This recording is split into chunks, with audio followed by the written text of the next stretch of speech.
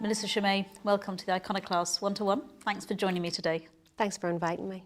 You were on the Iconoclast Roundtable, and what you said had everybody pretty spellbound at the end of that. And we've had tremendous feedback from those who watched that show, and people really wanted to know more about what you were talking about. And obviously the key message that you were giving was about the vaccine passports. So what's going on? They're not vaccine passports. They are data passports. They are participation passports, but there's no medical reason behind these. If I had come to you 2 years ago and said, here's what the government want to do. They want to give everybody a chip. They want to put all your medical data and all your financial data onto that chip. That will be your complete ID, and they can control you or shut you out of society from that. Ideally, they'd like to put a quantum tattoo so that they can remotely medicate you. That sounds absolutely insane. That's the road that we are going down right now. This is about a financial reset because the fiat currency has failed, like every other one has before. And in order to keep the game going, they need a new financial system. This is why everybody, no exceptions, has to get one of these passports. This is why there's a drive to get absolutely everybody vaccinated. It's for the new system. So what's this all been about then in terms of, when they're calling it COVID and, they're saying it's to keep people safe, etc. So has it had nothing to do with that at all? Nobody seems to be asking why. If you ask somebody, if you stand outside one of these bars and say, why are you using this passport? Nobody has an answer for why. It's certainly not a medical decision. If it doesn't stop you from getting it, doesn't stop you from passing it on. That has been, the CDC have come out with that, Bill Gates have come out with that, Fauci has come out with that, Boris Johnson have come out, they've all come out and announced that. This clinical trial is nothing more than a treatment to reduce symptoms. At best, that's what it has the potential to do. So why would you need a passport to get into somewhere? You would think that that would be linked to transmission, so that if taking part in this clinical trial stopped transmission, then there would be a logic behind that. But there's absolutely no data to support that. It's not about anything medical. This is an economic decision, not a medical decision. Why do they have to reset? Like what's been going on behind the scenes, or in the last? Well, I know we had a crash in 2008. Mm-hmm. So has it been since then? Is this what this is about? From 1971, we have been on a debt base. That's when the dollar came off. The dollar being the reserve currency came off, the gold standard.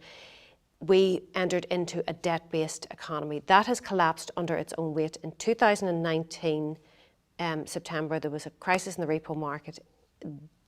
It got more and more difficult. That could have been manipulated. There was liquidity pulled out, but that's a different story. So it's an interesting timing though, isn't it? I mean, September 2019, and then the next thing we know. Yeah, you had the Bill Gates event 201 after that. This is a banking crisis. Every fiat currency in history, and there have been thousands, have returned to zero. This is where we are. With the pound and the dollar have already lost over 99% of their value. They're just going to eradicate the other 1%. This is why the money is being printed. The money is being printed so that the central banks can give it out to the hedge fund companies, asset management firms. They're buying up all the actual assets while we are being paid to stay at home and say nothing. So the central bank, because what I've heard about obviously is a central bank digital currency. Mm-hmm. What's the difference between that then and a fiat currency? Like if this is another reset, is it going to be the same story, or is this going to be different? The central bank digital currency is the end game. Okay. Along with totalitarian control. In order to bring in a central bank digital currency, you need a digital ID. In order to bring in a digital ID, you need these passports. That will all be combined with a social credit system and a carbon credits system. Central bank digital currency has all the good aspects of a fiat currency for the government and nothing of what is good for us. The only benefit we have of a fiat currency is basically it's backed by nothing. It's a currency because the government say it is so. What we gain from that is privacy. That's what we are going to lose when we move into a central bank digital currency, and they're going to have complete control over every aspect of our finances. They can dictate where in the economy that you can spend it. They can say that you can only spend it in essential goods or on rent. They can fine you at will. They have complete control over every aspect of your finances. Now, when you link that into a social credits concept, they can sanction you or reward you. This has already been trialled in, I think, a province in northern China, where you go from a AAA rating down to a D rating. AAA, you get preference for jobs, your children get preference for schooling. D, they can take your qualifications off you. They can take your qualifications. They can take your qualifications. So they can literally say, no, we can just dismiss anything you've actually achieved in your life. Yeah. Just like that. How close are we to this? We are very close to this because of compliance. Everybody has to buy into this. We have watched them move down, the propaganda move down the demographic. This started off with protect the vulnerable. Then it went down the age groups, pregnant women. Now it's children. Everybody, without exception, has to buy into this. This is the new financial system. Why do they need children? Children are earning, they're not, so right now, why are they after them right now? Well, they need to condition them, and they still need to be part. Right now, children would still need to be part of the financial system. They also need the data from the children. We are moving into AI technology. Data is the new gold. Energy is the new currency. Data is the new gold. With the children, they have them from a young age. They can track their behaviours. AI is only as good as the information that goes into it. So if you are gathering all this data from the children, you can program AI. Under the Obama administration, his last day in office, there was a paper that backed up by MIT that 83% of all jobs earning $20 or less will be automated away by 2030. The future is AI. They need the data. That's a tremendous number of people, surely. So what's going to happen to them? Universal basic income. So they will be sitting at home getting a basic wage, but they won't be able to actually participate then? Is that what you're saying? Kind Yes. of in terms of production, in terms of actually leading? They won't be needed. Production. They will not be needed.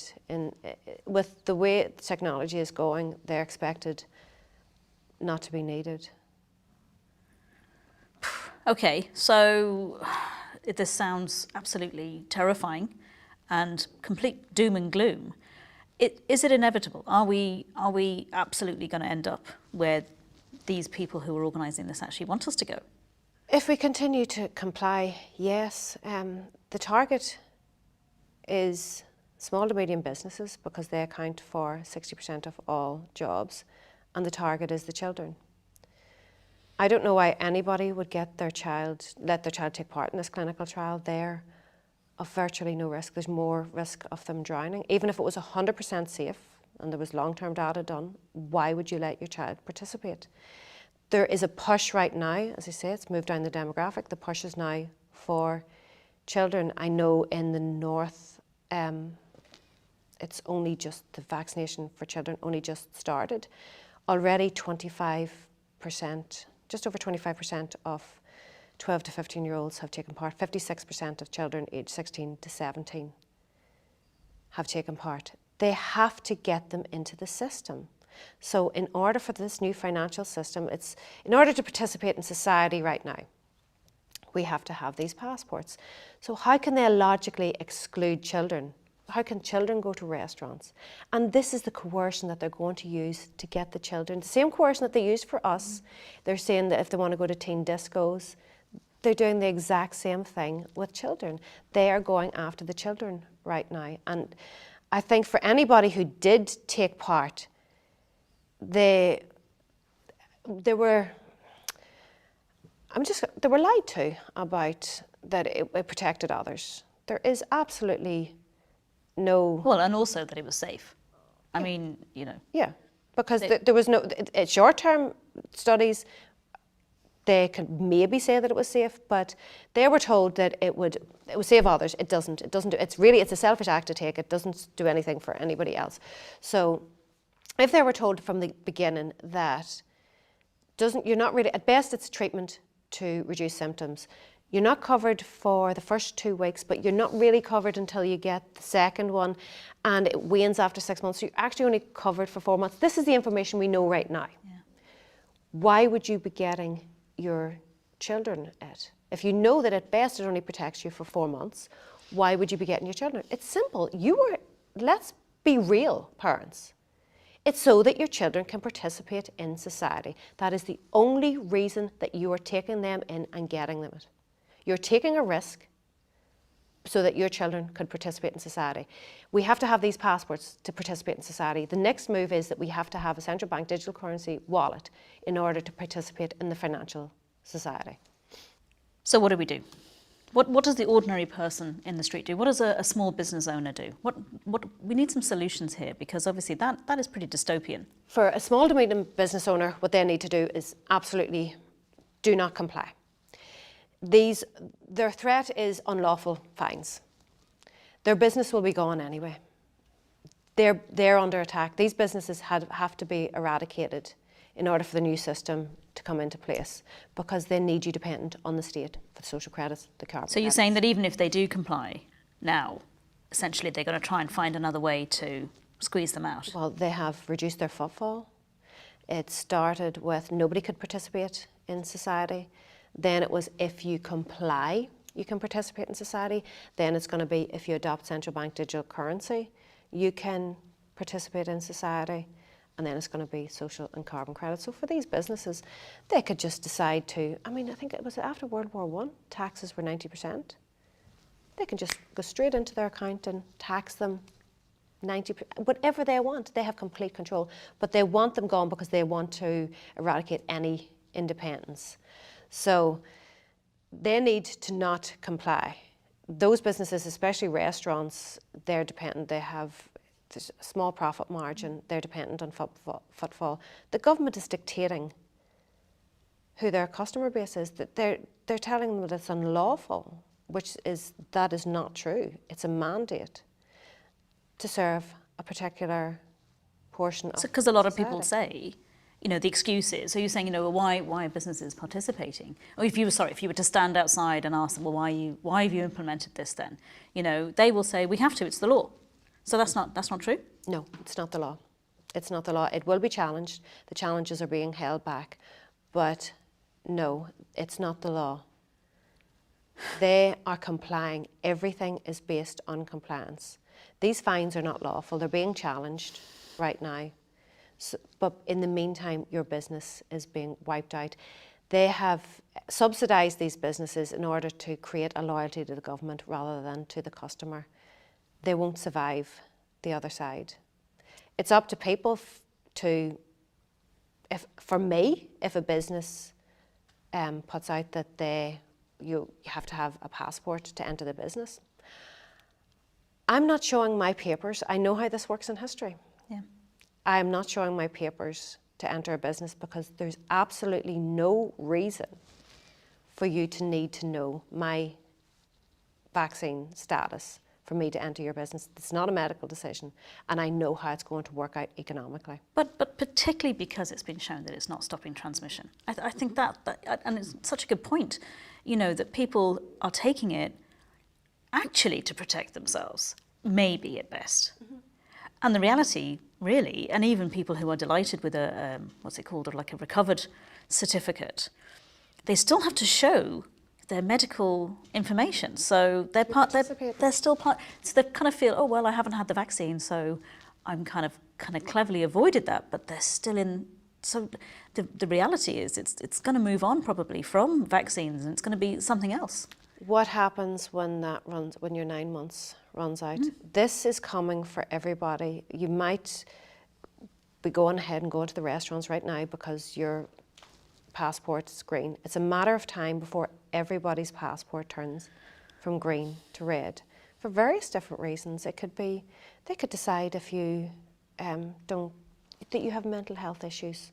and if you don't take a particular medication, or if you have to take statins, anything, in order to participate in society. The new normal is a continual changing of the goalposts. So you will never be fully in. It is like the constant updates that you get in the computer. You're never completely updated. Same with your phone. Always happens at the wrong time as well, doesn't it? Just as you're about to do something, and it goes on and you're stuck. And then you're stuck. You can't do anything. You're literally waiting. Well, you could be about to go out to eat, and because if you look at under the WEF, we have the Internet of Things.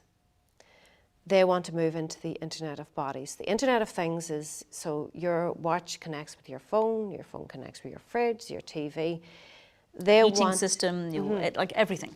They want it to be Internet of Bodies, where you connect via, in their words, an ingestible, a wearable, or an injectable. This is their words. So that you connect to all of this. This is all data that's available. Go and look at the WEF website, scroll down, Fourth Industrial Revolution. They want to blur the line between human and technology, robots. I actually mentioned the Fourth Industrial Revolution to someone recently, and I said, I'm not a Luddite. That was what I said. I said, and he said, just because you can do it doesn't mean you should. Oh, no. And I just thought that was, I kind of really hit home. I was like, absolutely. We kind of feel like it's inevitable, doesn't it? That we have this progress, technological progress, and we're going to be swept along with it, and we can't do anything. But we're not actually designed for this, are we? No, I was born before the internet. I didn't have a phone. I think I was born before you, so that's it. I think I didn't have a phone 20 years ago. Maybe I didn't have a phone. This is what's wrong. The law hasn't caught up with technology, and it's getting ahead of itself. And you have these billionaires trying to take over control of the people and all of the wealth. That's what's happening right now. Like, while we're sitting at home, there's a wealth heist going on. Everything is being bought up around us. And meanwhile, what we have is being inflated away. So in terms of the financial reset, because the financial reset's coming anyway, isn't it? I mean, that's it. Well, it's the only solution to COVID. The only solution to COVID is a new financial economy. so money's going to solve the problem of a virus. Mm-hmm. But as you were saying, the fiat currency, it's come to the end. I think it was we've talked to you before, and you were saying it's been on life support, and now it's the plug is well, the body's twitching at this stage. It's coming to end stage. So if we don't participate then in the passport system, this medical apartheid essentially, mm-hmm. What can we do then financially? Like what's going to happen? You will have to buy into it to a degree. It's better to have as much autonomy as you can over your finances. For me, it's precious metals. Every time the system has been reset, like 4,800 times, it's always been to gold. My guess would be that the globalist thinking started around it with 1944, with the Bretton Woods Agreement, when all currencies were pegged to the dollar. Mm-hmm. That linked everything together. That has to remain. So what I would say is the IMF came out with the SDR, I think in 1969, just before the dollar came off the gold standard. This is a basket of currencies. Currently, I think it's the pound, the yuan, the yen, the euro and the dollar. Anything can be added into that basket. I would say there's a strong likelihood that they would add gold into that basket to tether it. And that will be the transition from the dollar being the reserve currency, because it right now would have the lion's share, into the digital yuan. In terms of central bank digital currency, it's already out in China. They've already put it out. But are other countries investing in that, or is it just more? You have Bitcoin, you have Fedcoin. Yeah, if you look, every single country, euro, they're all moving into a central bank digital currency. The new currency has to be a digital one. Because of the age we live in, it has to be a digital one. But with the level of control, it's actually terrifying. So are you saying, okay, it looks like it's going digital anyway, because obviously there's cryptos have come in, so the technology is there. And obviously technology is only going to progress even further, as we go into this. Is it that we're still going to be with a digital currency with gold and silver, precious metals, things like that in there, but if we didn't participate in the passport system, it would still be that, but with less control from government and central bank? Is that what you're saying? with the precious metals, you can operate outside the system with precious metals. It has been a currency for years. A lot of people would put a lot of credence into cryptocurrencies. For me, I do own them. There's some that have functionality, but Bitcoin, while it has a mechanism to control quantity, it doesn't have a mechanism to control its value. It's very volatile. It's not functioning as a currency right now, and it is almost like a fiat currency in that it's backed by faith. The enemy of all cryptocurrencies is regulation, and the SEC are working, they have Gary Gensler at the SEC working on that, who, if you watch his MIT lectures, he's very well versed in crypto. Right. So this almost like, in a way, they're quite happy then for people to go into cryptos, because it could be corralling people into something that now is, although it's not regulated now, if that comes in, it's like the gate's going to close in behind them. Is that? It's a speculative asset. The dot-com bubble all over again. Will there be ones that survive and thrive out of it? Absolutely. Is blockchain the future? Absolutely. They have complete transparency over every aspect of your life. They will, with your digital ID, they can put you onto a blockchain on the internet. They have full view of everything that you do. So there will be a lot that will survive. With the cryptocurrencies, if you reduce the custodians, it's easier to regulate, and a lot of people are using the exchanges. Coinbase were taken up. There was a court case against Coinbase, and they relented and gave up 20 or 30,000 accounts of their most prolific users. The IRS have requested that you have to fill in if you have traded in cryptocurrencies. If you fail to tick that box, that's a felony charge. So how do we know how they're going to regulate that? They can just tax you at 90% for any capital gains, and then you also have the issue of unrealised capital gains. The only thing I think it's back old school, precious metals they're safe. They've always been a hedge against inflation. Russia can back their currency right now. They have 23% of their reserves are in precious metals. China have upped I think they've increased by 60% recently. They have a huge amount of precious metals. You have Brazil, the IMF own like 2,800 tons of gold. Central banks hold gold. There's a reason. For me, there's a reason why I could see them tethering it to gold again. Okay. So, from what it sounds like, don't participate in the passport system if you're a customer or a business. Keep your kids away from participating in the system. Precious metals seem to be, a way of certainly. It's not necessarily an investment, but maybe it's like a secure. Precious metals are not an investment. They're a way to protect your wealth. In terms of what you can do, first thing you need to think of is, what future do you want for your children? Because you might think you're okay now, but this is the future that you are building. You're building your own prison. You're building a prison for your children. It's a series of dominoes. Take out those dominoes. It starts with vaccine passports. They're not vaccine passports. They're data passports. Data is the new gold, and energy is the new currency. So take that out, and everything falls apart. And the economy, honestly, the economy is failing anyway.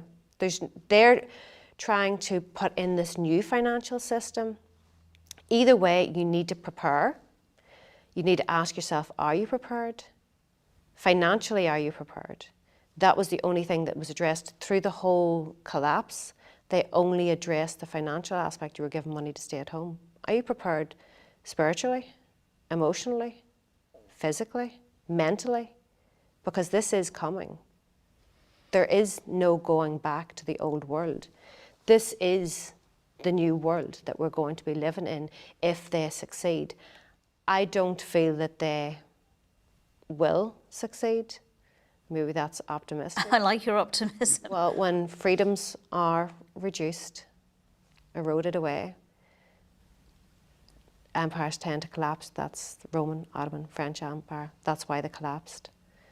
So I do have hope, but protect your children.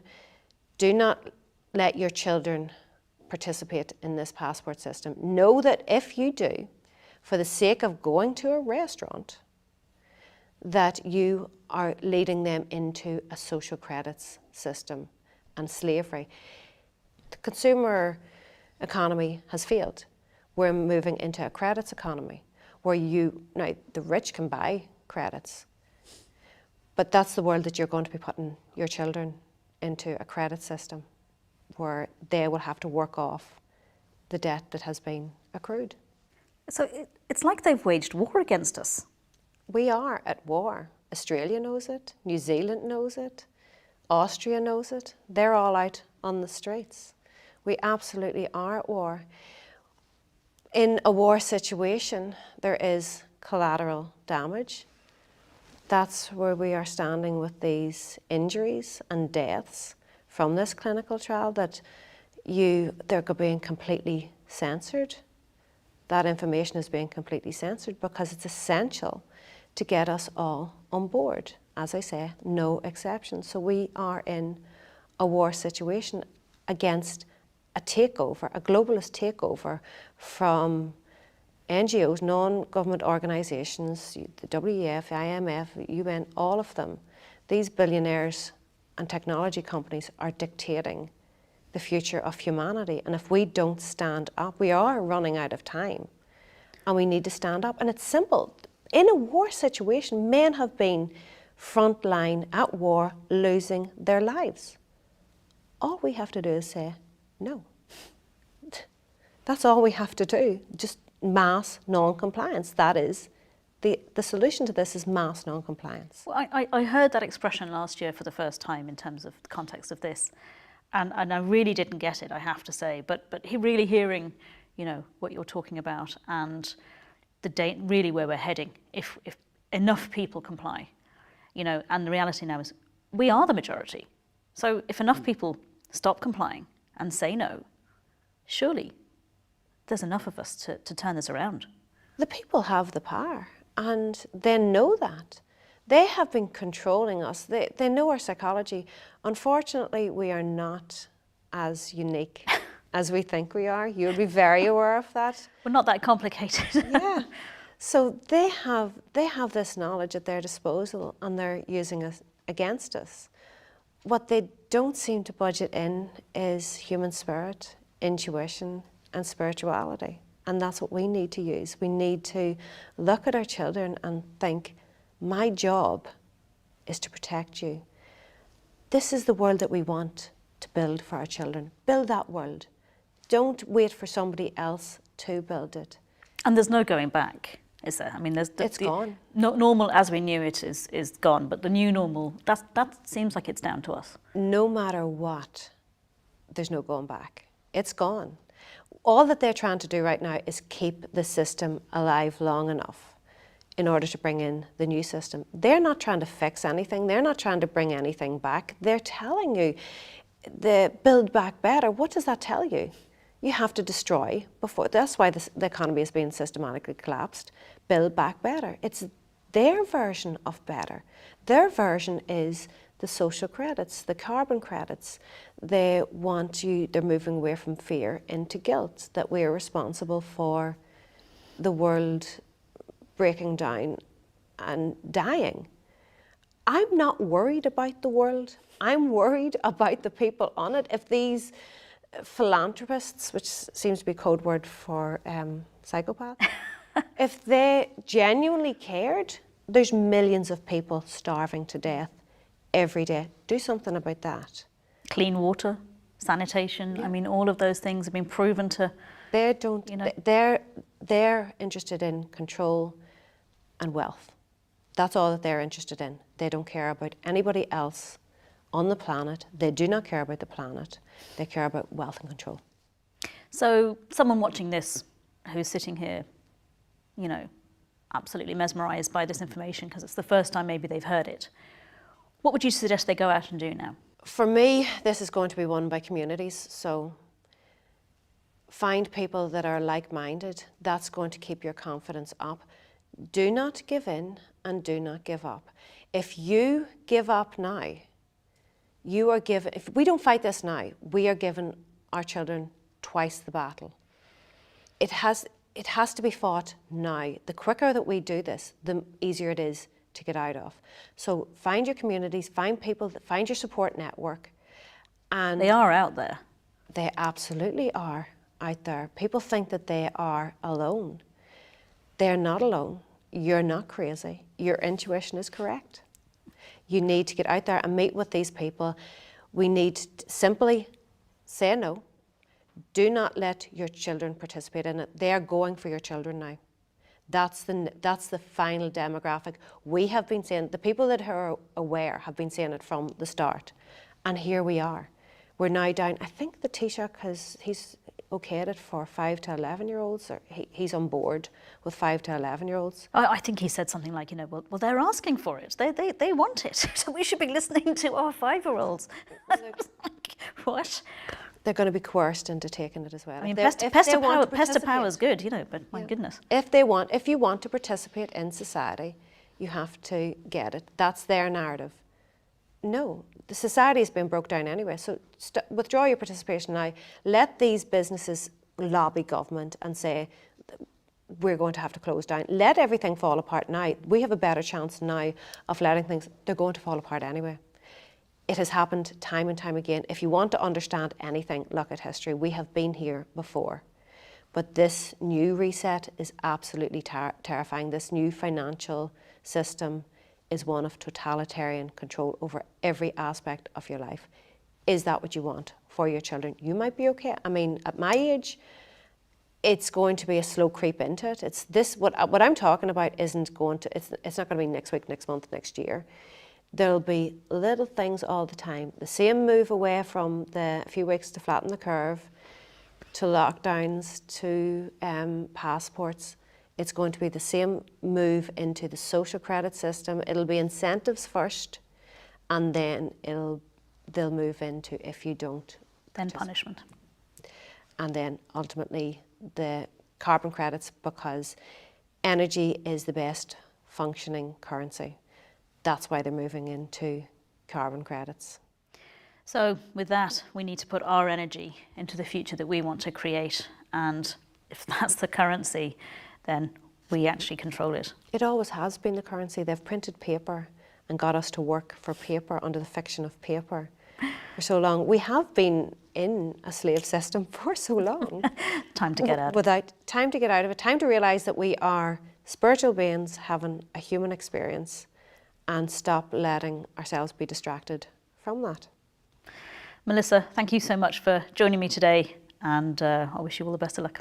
Thank you.